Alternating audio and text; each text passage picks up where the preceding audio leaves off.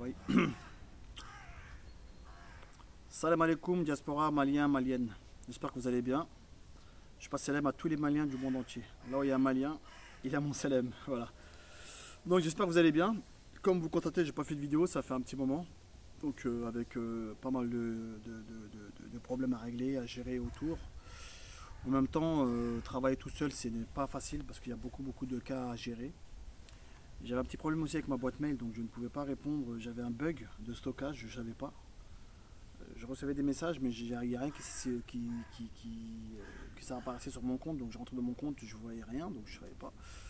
Et qu'à la fin, une personne m'a dit, je t'ai envoyé des messages à plusieurs reprises, tu n'as pas répondu. Je dis, ah bon, j'ai pas vu de message. Donc il s'avérait que ma boîte était pleine. Je ne savais pas que Gmail aussi, ça pouvait se remplir et à un point de ne pas recevoir les messages. Donc voilà, donc du coup, j'ai pu régler le problème là, il y a 2 jours. Donc voilà, je suis désolé si j'ai pas pu répondre. Donc j'espère pouvoir servir de nouveau. Donc voilà. Donc aujourd'hui, je vais vous parler de ce qui se passe, la situation actuellement, ce qui se passe chez nous au Mali. Comme vous avez constaté, suite au problème du Niger, dont le Mali est impliqué, et le Burkina aussi. Donc nous, on va parler du Mali, parce que moi je suis malien, c'est le cas des Maliens qui m'intéresse. Donc aujourd'hui, Air France a décidé, Air France ou le gouvernement français a décidé, comme le Mali est un pays à risque de ne pas pouvoir envoyer sa compagnie, Air France. Mais c'est pas pour autant que Turkish Airlines, Royal Air Maroc, ils y vont tous les jours. Même d'ailleurs, j'ai mon cousin qui est parti aujourd'hui avec Royal Air Maroc. Donc tous nos billets qui ont été pris ont été annulés. Donc il y en a certains qui devaient voir leurs parents, d'autres les papas malades, d'autres vraiment qui sont retrouvés dans des cas comme pas possible parce qu'ils ont dit que soi-disant l'avion devait repartir le 14. Donc aujourd'hui on a envoyé un message hier soir en disant que tous les vols du 14 sont annulés jusqu'à nouvel ordre. Donc du coup ceux qui doivent partir, partez autrement. Donc voilà, donc en 2020 j'avais fait une vidéo quand il y avait le coup d'état au Mali, quand la France a décidé de ne pas envoyer Air France. Les Maliens se sont retrouvés à se plaindre. Comme je vous ai dit, tant qu'on n'a pas notre propre compagnie aérienne, on sera malheureusement soumis aux autres. Si les autres pays étaient dans le même conflit, comment on aurait rentré chez nous aujourd'hui? Comment les Maliens vont rentrer chez eux? Si aujourd'hui le Maroc décide de faire la même chose que la France et la Turquie décide de faire la même chose que la France, comment on fait pour rentrer chez nous? Parce qu'on n'a pas de compagnie aérienne, il faut dire la vérité. Et je me casse la tête à le dire et à répéter ça tous les jours.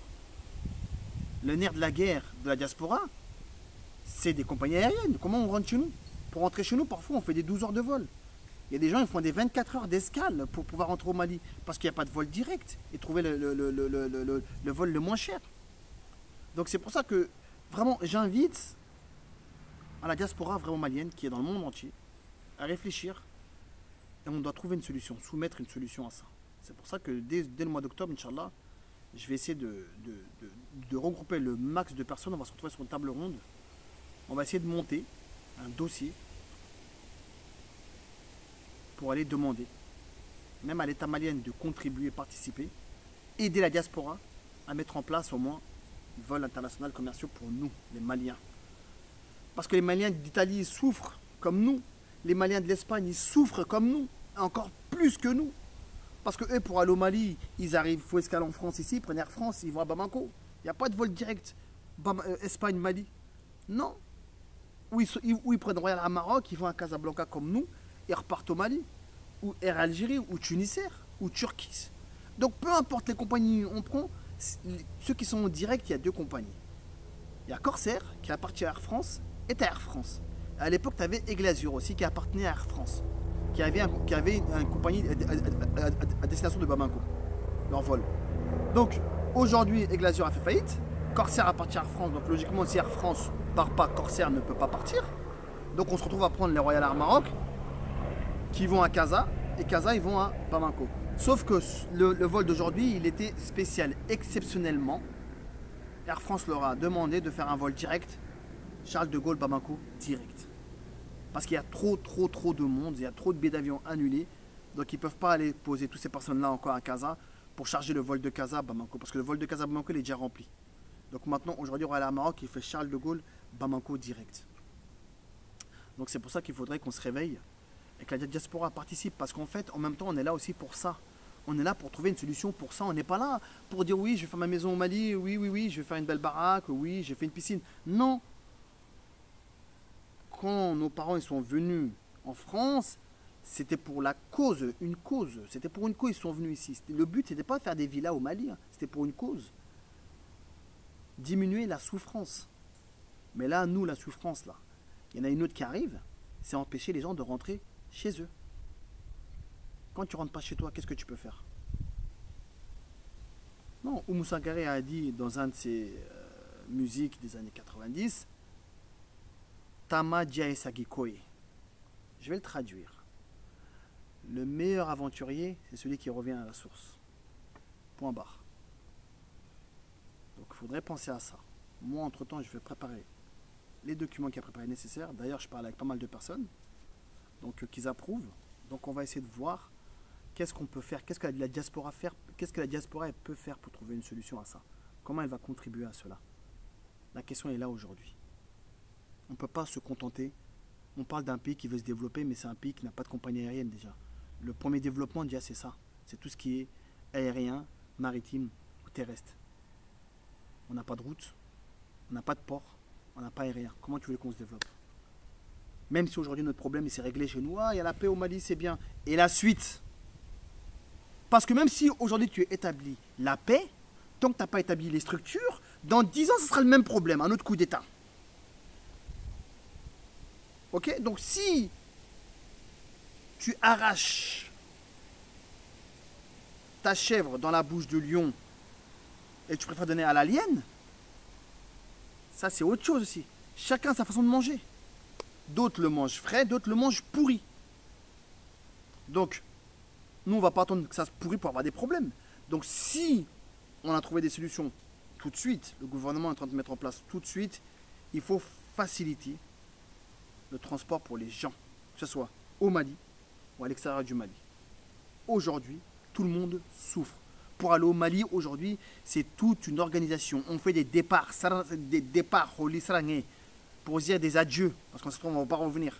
Tout ça, pourquoi ça arrivait tout ça? C'est à cause des moyens de transport. Donc aujourd'hui, tous les en Mauritanie, Air Burkina, Air Sénégal, Ethiopia Airlines, tu t'imagines, j'ai même des cousins qui allaient jusqu'en Éthiopie, ça il faut que je vous le raconte. Éthiopie, escale en Éthiopie, ils allaient au Mali. Il y a 2 ans, on a pris un avion ensemble, il m'a dit, j'ai dit, moi je pars demain. Lui aussi, il m'a dit qu'il partait demain. Il partait une journée avant moi. Ça faut une journée avant moi.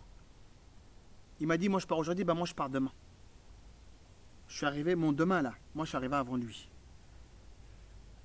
Il est parti jusqu'en Éthiopie. Vous voyez? Le risque, là, les trucs dans les airs, tremblement, t'es là, putain, pourvu que j'arrive. T'atterris, tu dis, oh là là, il y a encore 6 heures qui m'attendent de l'autre côté, la même mayonnaise. Là, turbulence et autres. Non, franchement, il faut faciliter la tâche. Franchement. Nous, on est comme les Marocains, comme Casa, ceux qui vont à Casa ou ceux qui vont à Dakhla, tout en bas du Maroc. Encore 1h30 de vol, on arrive chez nous. Eux, ils y vont comme ça. Parce que c'est des vols directs. Ils en ont plein. Regarde la Maroc, plein de vols. Ils vont où? Partout dans le monde entier. Ils mettent leur vol à disposition de tout le monde. Nous, un seul. Avion Bahane, avion Kele, Até, avion Ninkelempe, on n'arrive pas à gérer ça. Comment tu veux qu'on avance? Donc, coup d'État. Si tu vois que le coup d'État est arrivé, c'est qu'il y a des problèmes de quelque chose. Mais si on ne règle pas d'autres problèmes qu'il y a là, les coups d'État, ils vont encore arriver. Ça ne va jamais finir. On n'a pas de route. On n'a pas de train. On n'a pas d'avion. Même pour nous, les Touaregs, quand on va rentrer chez nous, on n'a pas d'avion. On va donner l'argent aux autres. Il y a 2 ans, j'ai parlé de ça il y a 2 ans. J'ai dit, si on décidait un jour de nous punir, ils vont commencer par ça. Et ça veut dire quoi? Ça veut dire que première richesse au Mali à l'époque, c'est de l'or. Deuxième richesse, c'était la diaspora. Imaginons, ils empêchent la diaspora d'aller au Mali. Imaginons, ils empêchent la diaspora de faire des transactions bancaires. Le Mali, là, à Biné ou bien à Mabi. Mali, à Khenou ou à Makhenou. La question, elle est là. Donc, Corona Meraga, la Djanka Nyoromena. Ankatani sera Kelenya, Ankaboni sera Kelenya. On a qu'il les baille la gadome, on brouille qu'il les horégoï. On dirait qu'il est tanaï. On a beaucoup de quelqu'un qui les horégoï. Si tu vois que an kitendrome nya tamui anaguman laga itamuke timantenyani on bambara, ça veut dire qu'il n'y a qu'à foko il s'en a qu'à brem ni bloco d'entagne à matlila il bloco ni d'afalendelo.